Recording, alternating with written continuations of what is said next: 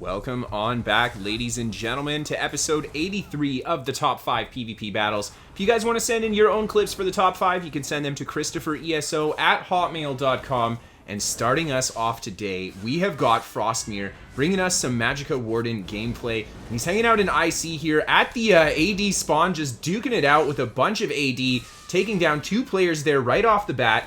And he's just throwing down his buffs here, and he goes for the AoE heal slash stun. He gets a good stun there on that player. The Deep Fissure coming in with good damage too, but the enemy player right away going into the block and healing up, and Frostmere taking a lot of pressure from the players behind him, so he's just forced back into his defensive rotation here.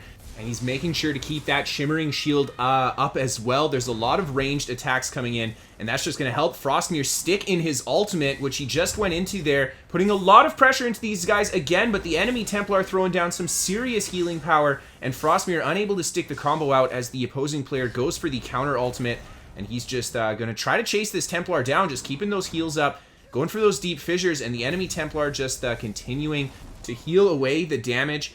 And Frostmere is just staying on top of his target. The enemy player's going for a lot of pressure on him here. They're throwing the stuns down, the Sork is streaking through him, and the dots are coming in as well, but that Living Trellis heal doing lots of work against the incoming dots, and of course he's keeping that Shimmering Shield up. Frostmere just playing to the Warden's strengths in this fight, and being very patient with his offense, applying that consistent pressure with the Deep Fissure, keeping his stuns up as well, but just trying to look for that opportunity to commit to a big combo here. And I think Frostmere definitely wants to kill that Templar. He's having trouble bringing other players down as long as that Templar can throw the heals down. It looks like there's actually 2 of them there. And Frostmere just finds himself a little bit on the defensive here, just throwing a lot of heals down, and the yellow player's applying a lot of pressure. We've just got the potion up, the ultimate coming down here. Frostmere goes for the Deep Fissure as well. He's got a great trap on these players, getting the stun with the Arctic Blast as well. 2 players go down in the ultimate there, the third one to the final Deep Fissure, and this guy's going to try to get away. Hell no, you don't get to escape. The only one that is going to get out is maybe that 95k health Necromancer. Great fight. Now moving on to our next clip here, we have got Malcolm coming back on his Magicka Sorcerer, and this is an insane clip. So Malcolm, of course, is hanging out in IC just like that, sweeping up the 4 players there. And Malcolm is here for one reason and one reason only, and that is to collect everybody's taxes in the sewer. Right away finishing off another red player there, and here comes some blue players engaging in the fight. Malcolm just throwing the curses down, making sure to keep his shields up as well, and lots of great repositioning with the streak. Not only is he streaking through them to get that stun, but he repositions to the other side of the opponents, forcing a turnaround, and that little bit of time there just helps preserve Malcolm's defense. They're not going to do as much damage when they can't target him as easily, and just beautiful combos on those blue players, all of them going down just like that, and Malcolm just restacking the shields, showing us what Magsork is all about. Look at that beautiful streak right on top of the target, blasts him with the curse into the execute to finish him off, and then right away pressure on this next guy here who's attempting, I think, to try to go for a res. Malcolm getting him with that nice streak as well. And so much pressure. He's just picking this target. That guy's trying to escape. Malcolm ruthlessly on top of him. And then right away just setting down his shields again. He's making sure to keep his defense up here. There you see he was caught with just a moment with his shield down. Roll canceled into the shield again. Right back to the aggression. Beautiful streak. Again on top of the target that he wants to put the damage in. And he positions himself on the other side of the red group. And these red are very focused on the mobs or on the boss that's left down here. The boss is just about dead, and Malcolm's just going ham, taking him down one at a time. A huge amount of incoming damage there as the red players turn on him. This guy goes for the Jesus beam. Malcolm right away hits him with the bash, giving him a nasty Force Pulse poke, and he goes down. And moving on to the next target, a beautiful set with the curse, the streak behind him into the execute. Fantastic stuff, and that guy explodes, and look at this. Fantastic precog to get out of a very dangerous situation there, and then right away jumping on top of these 3 players that chased him in here from behind with the streak, quickly finishing one off, setting nasty burst combos with that curse. Holy man, these red players are just exploding as soon as Malcolm drops the combo on them, and another player going down to a super beefy combo there. And there's just a couple, 3 red players left. Malcolm has absolutely massacred this group that was farming stones here. And he just throws down the heat on this next guy, bringing him down too. Another blue player comes to enter the fight. and there is not a lot of people left here. Malcolm just stopping these reds from getting the res. The blue player looks like he is also trying to pick on Malcolm here as well, and he goes in with that charge. The last red player just escaping out the back there, and it looks like Malcolm is just going to have this blue guy left to fight by himself. And this guy puts up quite a bit of a fight. He's fairly durable, but Malcolm able to finally get the upper hand on him at the end of the fight here, just setting down that curse combo. And there's the execute into the streak. Such a powerful stun. And down that guy goes. A beautiful cleanup by Malcolm there. Now moving on to our next clip, we have got Animation Canceling coming back again. And he is playing a two-hand Resto Staff Templar again for us. And he's fighting against a bunch of blue on a resource here. So it looks like Annie has flipped the resource for himself, but there are a lot of blue players converging on it. And he just right away goes for pressure at the front end of the group there. But as the blues start to show up, and he retreats behind the guards here, getting a bit of LOS, especially from those ranged attacks there. And now he's going to try to open for some pressure here. Big damage on that Dragon Knight. Unfortunately, not able to put the damage he wants, so he just quickly goes for a target shift here and starts poking on this guy. This guy's just holding block, doing his best not to die to Annie's attacks, going for his vigors as well. And Annie finally finishes him off with the jabs there after slapping down the Dawnbreaker too for that additional pressure. And I think that was definitely the right call, as if Annie wants to stick out the fight on this resource, he's going to have to be very aggressive and push them off of it. And another player going down there, a beautiful combo, and Annie just looking for the next target here, getting that interrupt too. Great block on the incoming Meteor. And he's going to want to set down another combo. More blue players, unfortunately, coming in here. Annie just takes a peek at it. He sees, okay, this is a few too many. He decides he's going to head for that tower and just reset his heals and his buffs here and give the blue an opportunity to come up the tower. And eventually, I think they do a little bit of a skip there, I think, as blue is just flipping the resource. And now they start to trickle into the tower. The first player comes up here, just a Dragon Knight. And Annie just goes for the jab pressure on top of him. The Dragon Knight's got that nasty Zon set on. Annie just goes for the kite there. More blue players starting to show up. And Annie's going to lead with a bit of jab pressure there into the Dawnbreaker. So he softens them up with the jabs and then hits them with that nasty combo into the stun. And that blue player just didn't have any time to react to that. Really well timed. And this other blue player playing a dangerous game. Very low hit points sitting next to Annie like that. Annie's just going to quickly cancel a nice executioner on him to finish him off. Reset that purge. Reset his heals and his buffs. And then right away go for that pressure. A super nasty Meteor fossilized combo. And I think Annie goes for that Resto ult. He wants to be very aggressive, I think, here, while still maintaining the defense. Just holding at the top here. And it manages to buy him that kill, just the healing power to out-heal the incoming damage. And he kept the pressure on that guy. And then right away, moving on to the last two targets here. Annie just going for a bit of that jab pressure. Again, resetting those buffs, purging off the curse from the Sork. And he just softens them up with the jabs. And I like how he does that, because he's just going to start to work their shields down, work their hit points down. And there you see when the Dawnbreaker came down, he had caught them, lower hit points, and then just one jab into the execute. And that guy goes down. The last enemy, Sork here, trying desperately to survive. And Annie's just going to keep the pressure on. Hit him with that javelin. Don't let him get away. And the enemy Sork goes for the counter Meteor. Annie's just going to quickly break it. Right away, go for more pressure with his jabs here. There's the Dawnbreaker as well. And the enemy Sork slides out of the keep. There's the fall damage, and down he goes. Now, for our next fight, guys, we have got Icy Panda, and he is playing some Stamina Necromancer for us today. And he's also hanging out in the sewers, making sure to collect his taxes. And Icy has got a lot of red players hanging out around him here, so he just attacks the front end of the group, managing actually to get a kill there as he lures that guy to the top of the stairs. And right away, a whole bunch of red players jumping on top. Icy hits a huge Dawnbreaker into the Blast Bones on the group, managing to bring a red player down there.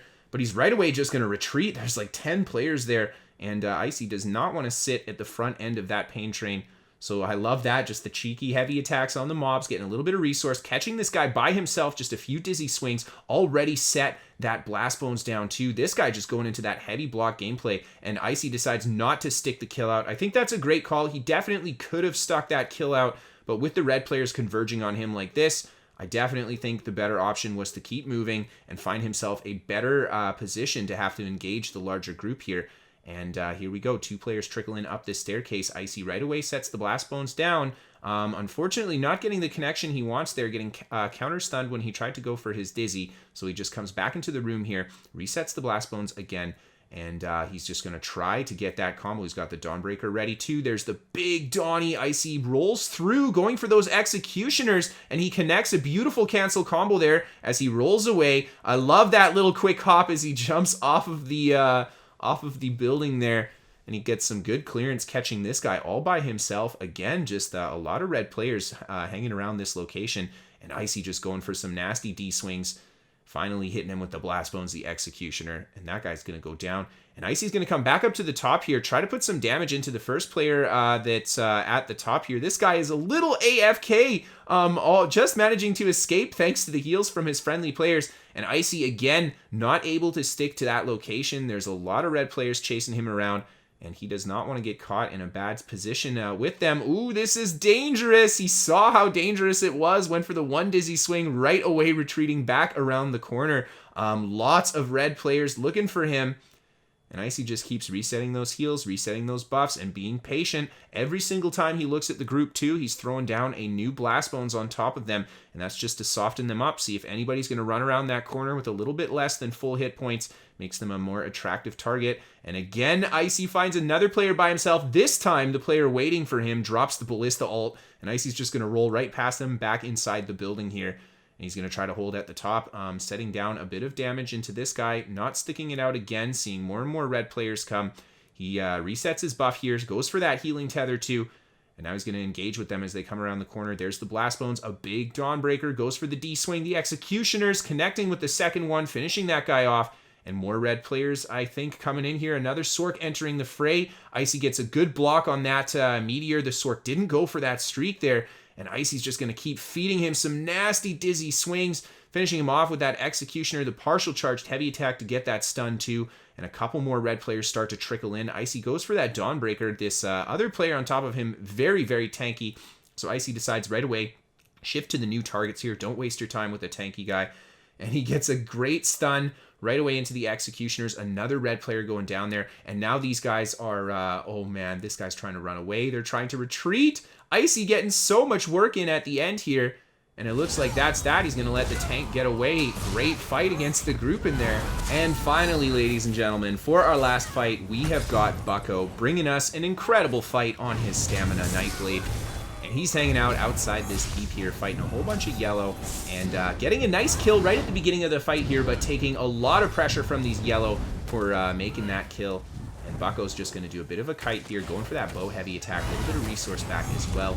The enemy Sork hits him with that stun, unfortunately. I believe it was the defensive rune cage stun there. And Bucko right away breaks it, goes for the ultimate on top of the Sork, catching him with his shields down there, and right back into stealth. And Bucko's just going to be very careful here. He is playing a very high damage medium armor build, so he does have a fairly decent amount of hit points, but by no means is Bucko insanely tanky or anything, so he's going to have to use that great Kite Nightblade gameplay, and he's doing a fantastic job of it, just using his cloak, lots of direction change, constantly attacking these guys from behind or the side, and there you see a beautiful ultimate and the Executioner to finish that guy off. And then Bucko moving on to the next target here, an enemy Necromancer who's throwing down the heat. And there's an enemy sniper, it looks like, from the side there.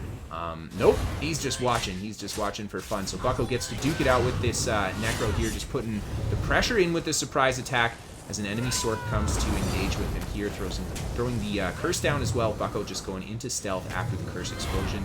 He's just going to kite back a little bit more. And notice how Bucko is keeping his shade up throughout the entire duration of this fight. Stamina Nightblade 101, especially solo gameplay, that shade is so important. And Bucko is going to need it throughout the course of this battle as he takes more and more pressure. This guy attempting to res Bucko, almost getting the punish there. The enemy player just managing to escape, and the Meteor kind of saving him by hitting Bucko with the stun. He's going to attempt that res again. Bucko hits him with the Spectral Arrow. Oh my gosh, he's literally at 1% health. You can do it, Bucko. Is he going to stick that kill out? Oh, it looks like the Nightblade is going to manage to escape, I think. And Bucko's going to have to retreat away from that body as the yellow players all converge on top of there. Never mind, he wants to go back in, it looks like. Just resetting the shade here, resetting his buffs. And one yellow player comes around the corner, and Bucko wants to see what he can do with the group there. Taking a nasty stun. There's a really good shade, so he forced all the players to run in that direction. Unfortunately, though, these yellow know exactly where Bucko shaded back to, so they're going to be chasing him. But he did manage to get that great bit of distance break, and he's going to split the yellow group up a little bit just based on how fast they can chase him down. The enemy meteor coming in. Great block there by Bucko again. He sets down a fresh shade at the top here, just making sure to keep his bases covered in case he finds himself getting in a nasty situation. There you see stamina a little bit lower as well, and Bucko managing to get a great shade to safety, but not that safe. The yellow players waiting on top of his shade there, but they didn't see him set down a brand new one. Literally right after he teleports, the first thing Bucko does is make sure to reset that shade. And he manages to get a great juke on the group, coming on this player from behind, a huge amount of damage on that guy. He brings him down right away, going into stealth, hitting this player from behind too. 12k no crit. Oh my gosh, Bucko is just putting the heat into these guys. And then big damage on this guy there with the ultimate into the, I believe, spectral arrow. And Bucko taking a lot of pressure himself, trying to stick these kills out. Just takes the stun from the Sork there. I think that was intentional. He wanted to have CC immunity going in to stick that combo out, and he manages to finish that player off. The enemy meteor coming down. Great block again. And Bucko just doing the kite work here. He still has the shade for safety, but he has been doing a fantastic job just keeping the offense up. He hasn't had to use it while he's kept these bodies on the ground there, and he gets another fantastic kill on that guy. And it looks like it's just one last guy left. Bucko managing to just clean up everybody else. And he hits him with a nice surprise attack there. And really beautiful ESO leg coming in. And Bucko and the Necro here are just going to reset their buffs and re-combo each other. Bucko just hitting him with the ultimate right away. Nasty stun off the surprise attack. Going for the Executioner. The Necro just making that roll in time. Making the second roll in time as well. And he gets some huge heals as he gets up to the top here. But Bucko is definitely smelling the blood in the water. After hitting him with that big combo there, he knows he definitely has the burst to kill this guy. Just has to catch him with a good combo. And there you see another nasty off-balance stun from that surprise attack. And Bucko just staying on top of this Necro. The Necro doing everything he can just to try to kite out the damage. And then we see another really big connection with that surprise attack. And Bucko hits him with the ultimate there into the spectral arrow. And a huge amount of damage to finish that guy off. And for our bonus clips today, we have got Scarkii giving us a fantastic Stamina Necromancer bomb and a Magblade bomb by Psycholo as well. A big thank you and shout out to everybody for sending in those clips. If you guys want to send in your own clips, you can send them to KristoferESO@hotmail.com. Check out my website for a hub for all of my ESO content, as well as written guides for all my builds. Twitch for that live gameplay, and give me a follow on Twitter if you guys want to keep up to date with my shenanigans. We are sponsored by What the Fast. They're a VPN for gamers. They can give you better ping to your favorite games, and they're free to try for the first month. Link down in the description below. And then last but certainly not least, a huge thank you and a massive shout out to all of my patrons on Patreon. Without you guys, I couldn't do this job, so thank you everybody for supporting. Thank you everybody for tuning in. Thank you again everyone for sending in those clips. I hope that you guys enjoyed, and I'll see you next time.